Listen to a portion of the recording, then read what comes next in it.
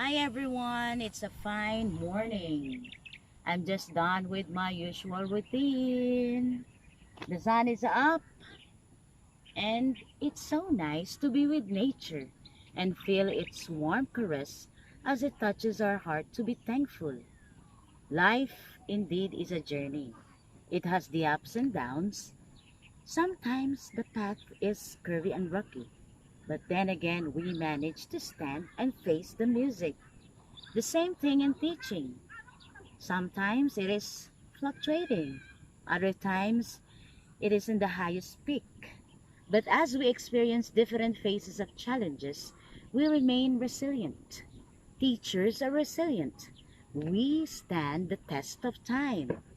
And the greatest test among the many struggles is being faithful to the pledge of changing lives.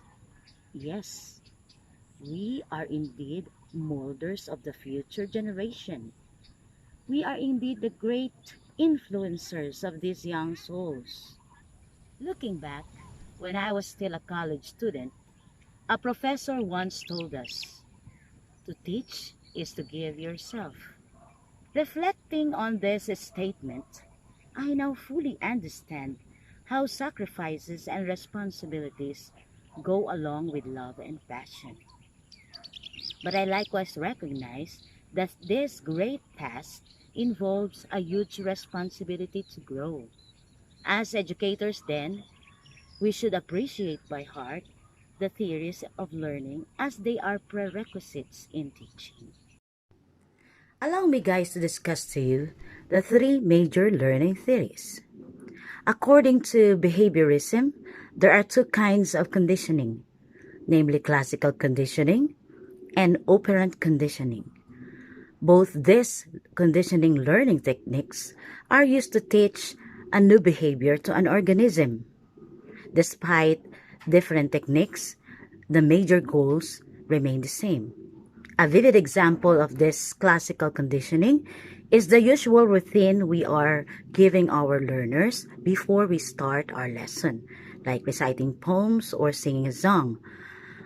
Operant conditioning, on the other hand, make use of rewards and punishments. In our day-to-day classroom situation, we often give our pupils phrases, small tokens such as candies or toys, as rewards for their achievement, their great works, and correct responses. But let us be aware that this isn't necessary to use all the time because the children may be conditioned to study out of the things they will receive. Punishments in this kind of theory can be attributed to the times when corporal punishment still existed.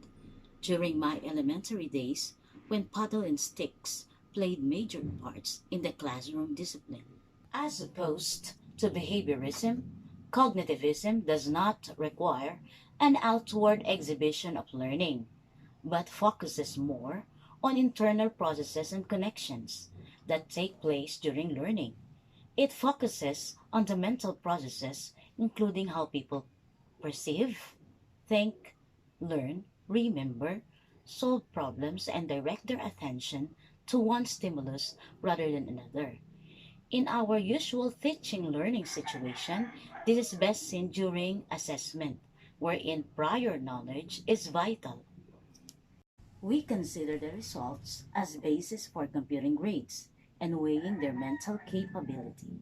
In my classroom, I used to give them memory verses and poems to memorize. At first, it was indeed a struggle because they're not used to it. But little by little, they're able to cope up and appreciate better their given tasks. At present, they are even more excited to have a new poem to memorize. Let me show you a video clip of this. Things bright and beautiful. All things bright and beautiful.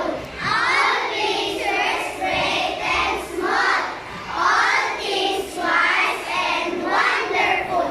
The Lord God made them all. Each little flower does obey.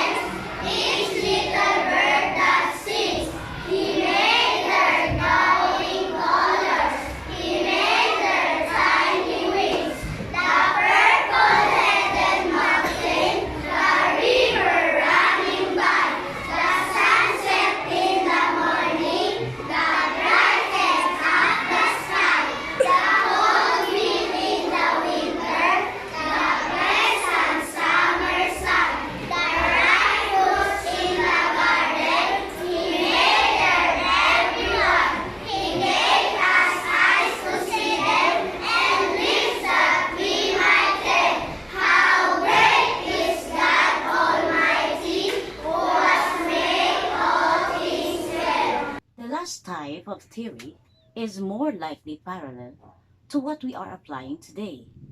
Teachers act as facilitators in constructivism. The learner's past experiences are basis for the connection of new lessons. In the English subject alone, prior knowledge of one lesson to another is crucial. Let's say we are talking about sentences. The learner's acquired knowledge of the different parts of a speech is necessary to understand sentence per se. These theories are facets of teaching and learning process. They allow us to understand our role as teachers and to consider our pupils' needs and individual differences. As agents of changes, paradigms should start from us. It's not alone head knowledge, but the pupil's totality. Values are important aspect which reflect in their character. Character is carried through in life as they grow and be in their respective fields.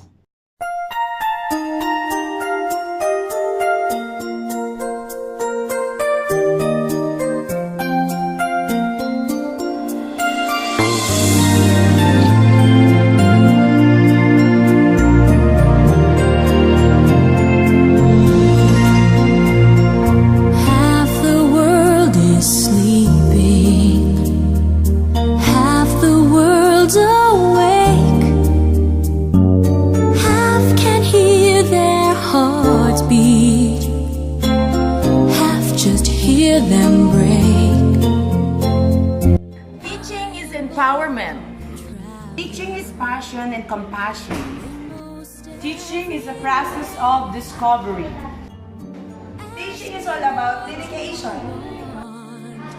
Teaching involves creativity. Teaching is a journey. Teaching goes with endless patience. Teaching is a commitment.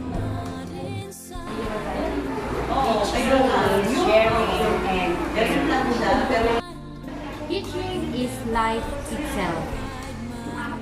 Teaching is a reflection of development. Teaching is a vocation. Teaching is unraveling the future. Won't let the dark